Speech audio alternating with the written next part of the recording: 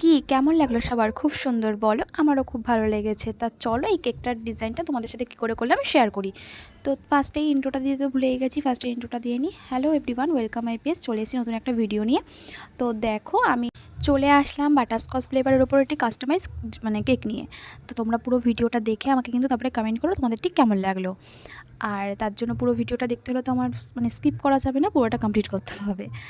তো চলো আমি দেখো কীভাবে করছি। আর এই কেকটা অর্ডার করেছিল আমার মানে একটা বোন হয়, মানে বি ফ্রেন্ড।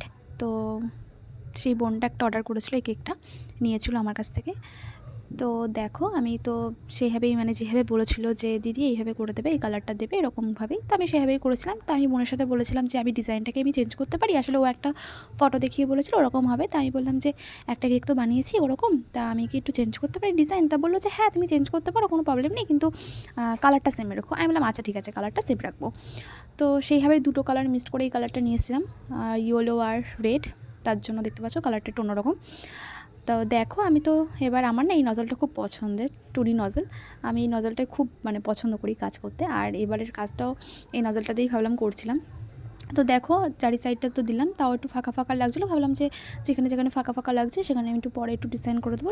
আলটিমেট পুরো লাস্টের ভিডিওটা তোমরা দেখো, তোমাদের ঠিক কেমন লাগলো আমাকে জানিও। আর দেখো এবার তো আমি নিচটা তো করে দিলাম। এবার দেখো যেখানে ফাঁকা ফাঁকা লাগছিলো সেখানে আমি স্টার মতন করে দিয়েছিলাম, যাতে আরও বেশি দেখতে সুন্দর লাগে। দেখো আমার তো প্রায় কমপ্লিট কেক ডেকোরেশনটা, আর কিছুটা বাকি আছে, সেটা তোমাদের সাথে পরে মানে দেখাচ্ছি আস্তে আস্তে। তার আগে আমাকে বলা হয়েছিল মানে কেকের ওপরটা একটু মা লিখে দিতে, আসলে যে কেকটা মানে নেবে তার মায়ের জন্মদিন, এর জন্য।